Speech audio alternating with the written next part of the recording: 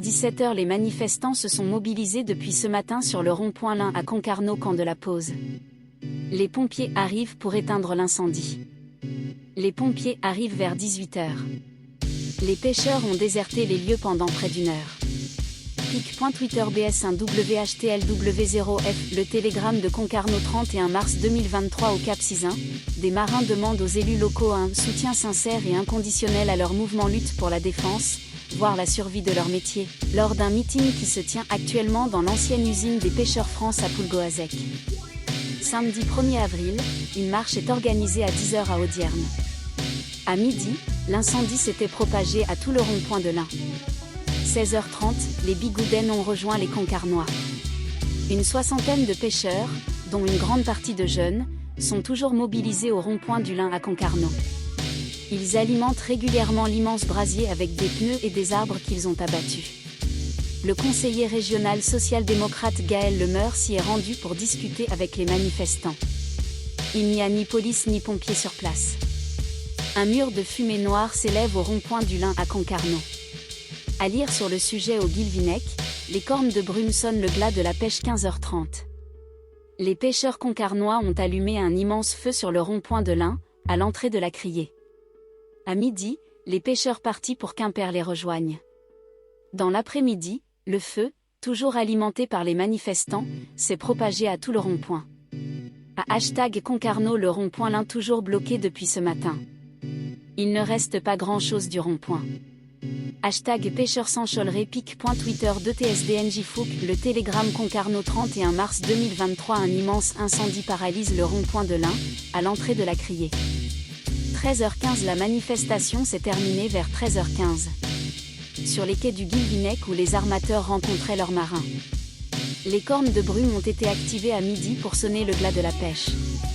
Les commerces de la commune ont fermé le rideau entre 11h et midi en signe de solidarité. Au Guilvinec où les armateurs retrouvaient leurs marins. 12h30. Les manifestants quittent le rond-point Ludugris à Quimper, les pompiers éteignent les feux et le Diro nettoie la route. Le trafic, encore lent, devrait se calmer rapidement. Les pompiers ont maîtrisé les flammes. 12h. Une centaine pêcheurs bloquent le rond-point de Ludugris à la sortie Quimper en direction du pays Bigoudin. Ils expriment leur colère et leur opposition au plan Dauphin et à l'interdiction de la pêche de fond dans les aires marines protégées. Des pneus et des palettes ont été incendiés sur la route, paralysant pratiquement la circulation. La circulation est neutralisée à cette entrée de la voie express reliant Pont-l'Abbé. Dans le même temps, le rond-point de Ludugris est fermé à la circulation en raison d'une action plus radicale d'autres marins. Une altercation s'est produite entre un automobiliste et des manifestants. En tentant de forcer le barrage, le Quimpérois a reçu un pneu sur son véhicule. Un échange de coups suivi. Un échange de coups a eu lieu entre un automobiliste et un manifestant au rond-point de Ludugris. Dans le même temps, l'action symbolique qui rassemblait environ 200 personnes à Quimper prenait fin. Patrons de pêche et élus prenaient la direction du Guilvinec où ils feront sonner la corne de brume. À Concarneau, au rond-point du Lin, à l'entrée de la criée, à Concarneau ça brûle encore. Le brasero est alimenté par tout ce qui est stocké dans la criée. Les entrées de la ville de Concarneau sont toujours bloquées. 11h15. Le cercueil symbole du dépôt bilan est déposé par les pêcheurs devant le tribunal de commerce Quimper. Les pêcheurs déposent, un à un, leur dossier de mise en faillite, dans le cercueil déposé au tribunal. Les élus du pays Bigoudin se rassemblent devant le cercueil. 11h. Une manifestation est en cours au rond-point de Kérustom à Quimper. La circulation y est impossible. Le rond-point de Kérustom à Quimper est bloqué. À Concarneau, des pêcheurs bloquent désormais le rond-point de Lin. Ces 20 manifestants ne semblent pas vouloir prendre la route vers Quimper. Les pêcheurs alimentent le feu à l'aide de criées. Pas question pour eux de partir tout de suite. #Concarneau #pêcheurs sans chollerie. Pic.Twitter d'un QGC Kir 71. Le télégramme Concarneau 31 mars 2023 10h45. Une soixantaine de véhicules empruntent la Transbigoudaine au ralenti après que Sébastien Le Prince, du comité des pêches, ait signalé le départ de Pont-l'Abbé, vers Quimper. Notre reporter est dans le convoi. Sébastien Le Prince, de la commission des pêches, sonne le départ ?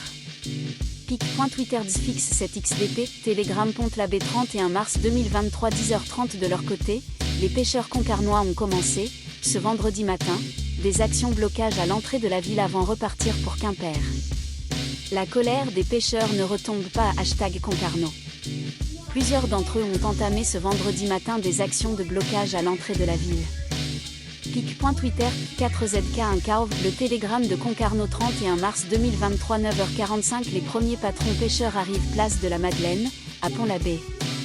Ils sont pour la plupart du district maritime du Guilvinec. Plusieurs élus locaux sont également présents.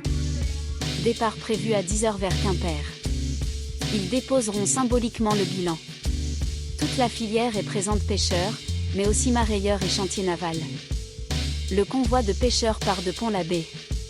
Les pêcheurs déposeront symboliquement le bilan. Un cercueil sera symboliquement déposé devant le tribunal de commerce de Quimper. Journée, port mort en pays bigoudin. Pic.Twitter Bsox 5KNH, Télégramme Pont-l'Abbé 31 mars 2023.